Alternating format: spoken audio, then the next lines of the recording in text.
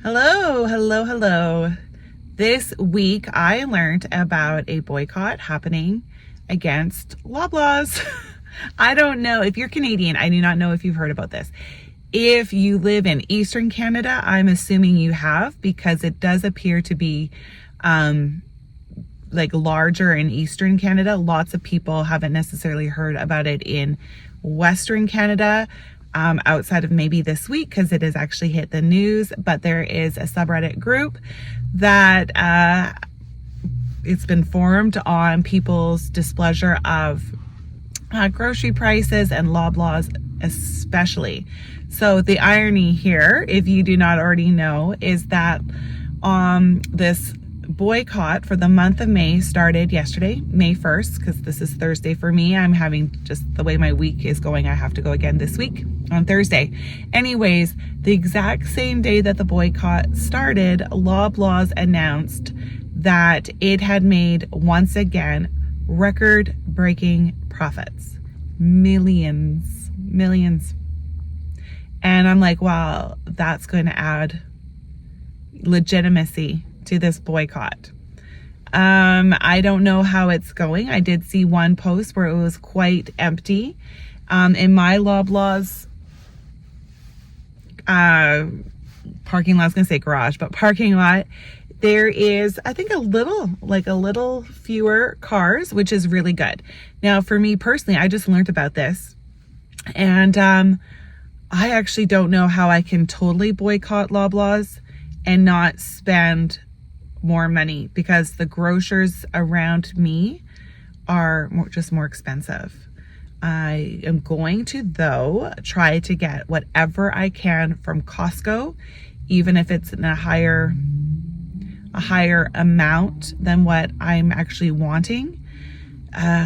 More produce maybe and stuff like that. And then really, really limiting any excess non-essentials from Loblaws. I think that's how I can support the boycott, as in just getting substantially less groceries from here. And actually, as I'm saying that and I'm processing it, I should actually start with Costco first then, and just stock up on what I can there, and then get whatever I can there here. Yeah, I'm going to do that. So I am going to drive over to Costco first. This week I did not get to the market, so all my produce I'm going to have to get at one of these two locations. But anyways, what do you guys think of this boycott? Are you going to participate in it, or participate in it in a hybrid fashion like myself? And if you're in Western Canada, did you know this was even happening? Again, if I did not watch the news, which I don't watch the news, every day, but if I had not watched the news, I wouldn't have known that this was happening. So the fact that it is being aired on the TV shows that, the word is spreading, and that they do feel that this is something people would want to know, which is, I think they're correct. This is ridiculous. You make a profit, but you don't need to make record-breaking profits all the time, while majority of people can barely put food on their table, or if they are, it's very different amounts and quality that it has been in the past. Or you just don't have any money either to go out. Like if your groceries are the same as they were before, then something else is giving. Your grocery prices can't go up like 15% and that not impact your life one way or another. So maybe you're not eating out as much. Maybe you're not going out recreationally and going to the theater and to plays. Something has to give, unless your wages went up 15%, which, if they have, congratulations. You're a minority, and good for you. We're proud for you. But for the rest of us, our wages didn't go up 15%. Okay, I gotta go then. I'm gonna race to Costco and then start you off with what I was able to purchase majorly from there, and hopefully very much minorly from Superstore. Fridge and freezer products, starting with Costco. So the 3-pack of the Kirkland Greek yogurt was not available. Instead, they have these new ginormous 1.36 kilogram containers of the organic Greek yogurt. These are $9 a piece, and I wasn't sure if one would get us through the week. So unfortunately, I had to pay $18 in yogurt, Greek plain yogurt this week. I don't know if this is gonna be the new way of doing things, but yeah, that's great. Okay, so for just under $11, the 30 eggs, $15 mozzarella cheese, then string cheese was about $13.50. Half and half. The chicken cilantro wontons were on sale, and I believe they were $13. $15 for the strawberries, the frozen strawberries. And then the butter, the salted butter was $5.45. And then last but not least, from Costco, the 2 4-liter 2% milks. Now, Real Canadian Superstore. This is all I purchased. And unfortunately, I would not have picked up their little small yogurts, but I forgot to pick them up at Costco today. So here we are. Peach mango, strawberry, watermelon, and key lime. They were $4 for 4, and then for $3, just one small container of cream cheese. These products are the remaining items that I purchased from Superstore.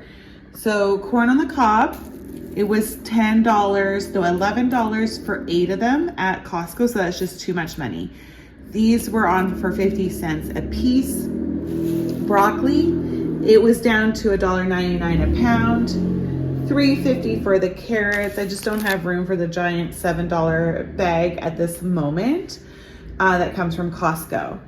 Okay, so $3.75, I believe it was, or $3.29. It's something like that, in the threes for the snow peas, just a small package of them.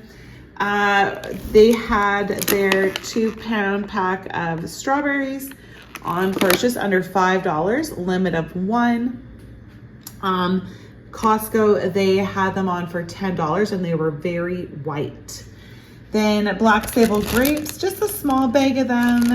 They were on for $3.99 a pound. Then the honey shreddies, they were on special, limit of 2, $4 a box. And then up here we have some Cheez-Its. So Cheez-Its are the May, one of the items for the May specials. They, sorry, my head is going blank. They are on for $1.50 for the month of May. Then I needed some more snack bags. I do not want a Costco giant amount of them. So $3 for snack bags. The sticky rice with the coconut curry from Costco was amazing. I checked Costco. They do not sell sticky rice, at least not at this moment. And I wish I could find a bigger bag. I cannot, at this moment, I don't know where else to get it, like in a larger quantity. This is $4 for that size. My son, one of my sons requested fettuccine Alfredo this week. This is just over $2 for this package, and then $2.50 per jar of Alfredo sauce. The refried beans, they were on special as well this week, $2.50 per jar. And then I went with some Chipotle cream. This version of the President's Choice one, it was $2.50, I believe it was. And I wanted the larger container, but it is also on sale and was sold out. So I went with the smaller one this week, but they're really good. So this is all that I purchased, along with the yogurt and the cream cheese this week from Real Canadian Superstore. So as you can see, it was quite a bit less than normal. Majority of my groceries came from Costco this week as per last minute plans. Mini wheats, $9.99 a box, and it was actually a really good price because Superstore's was the same, except for the box is a little bit smaller. Then the multigrain Cheerios is on sale this week for $8, a big double packaged box. Fiber One is also on sale this week, $10 a box. Bobo's not on sale, but I need them and Fig Bars, so I thought I would do Bobo's this week, Fig Bars next week, $18 a box. Okay, the Kirkland House Blend coffee. It was a lot cheaper. It didn't say it was on sale. but normally it's like, I think it's $18 or $19. It was $12.50. And so then I looked at the best before date, and the best before date is for, I think it's June, like mid-June. So that's why it's a little bit cheaper. So I thought that was a win, save a couple bucks. Kirkland cashew mix, nice big bag, $13. Also for $13, this organic Omega mix. I've never had it before, and I think it's new to our Costco. So I thought I'd give it a try, and those are to substitute the trail mixes that I would normally be purchasing from Loblaws. All right, produce, lots of produce this week from Costco. Bananas, this big batch was $1.99. Then for $5, the container of baby spinach, $7 were for the peppers, $7 for the cauliflower, I think it was $3.29 or $3.79. I don't know, my mind can't remember, but it was around there for the 3 cucumbers, $12 for the green grapes, and then I think it was $5.50 for the lovely pineapple. Lemonade, it is a 2-pack, but we've already opened up one of them. I think this is $6. Then for $7, these buns, my parents are coming to town again, so I'm gonna do some pulled chicken sandwiches. So I thought I'd go with these buns because the cheese buns are now up to $10, they're delicious. Let's face it, they're absolutely delicious, but I wanted to keep my costs a little bit lower this week. So I went with the cheaper buns. Then of course my Dempster's ancient grain spread, $8.50. And then a big bag of walnuts, $10. Well, the news about the Loblaws boycott is definitely becoming very well known here in at least this part of British Columbia. When I was husking the corn, I ran into 2 women, and they all, like us together, started talking about the boycott because the corn was quite cheap this week. I don't know if you remember or if you hadn't watched my previous grocery hauls. They used to be 90 cents each, and now they're 50 cents each. And just generically out of the conversation while we were all husking our corn, it came up about the boycott, and both of the women there, they had already heard of it as well, and they were doing what I was doing, where it's like, look, we can't afford to shop and do all our grocery shopping at more expensive grocers. So we are just purchasing what we must at Real Canadian Superstore, and then just giving our business elsewhere. Whatever we can buy in bulk from Costco, or whatever we see in the flyers, what we can purchase at other locations, so that we're not spending an extra amount of money. Now, one of the women, she has the ability to go to lots of different stores and get all the best prices, which is absolutely fantastic. But let me tell you, that is like a part-time job. So if you do not have that time, then you can't, right? So like I have a Walmart, well, not a Walmart, I have about 7 that are relatively close to me. But with my schedule, I can't make it to any of those locations and to Costco and get home in time to get to work. So I am very limited to what I can within my day. So I think if everyone just does what they can, if you can completely boycott it, fantastic. But if you can't, just do your very best to be able to try to send a message to grocers. Saying that, Loblaws is still one of the cheapest places to buy groceries. So if their prices are lower than the other, not manufacturers, but the other grocers, what a great profit those people are making too. Now, before I came on to make this video, Loblaws did come out with a statement about the boycott, and they said that their profits and basically it's being very misunderstood. Like their profits are being misunderstood. That the news that's going around about them is false and not misinformation, but a misunderstanding between customer and the company or the corporation. And I'm sure there's a lot of things behind the scenes that we don't know about. And,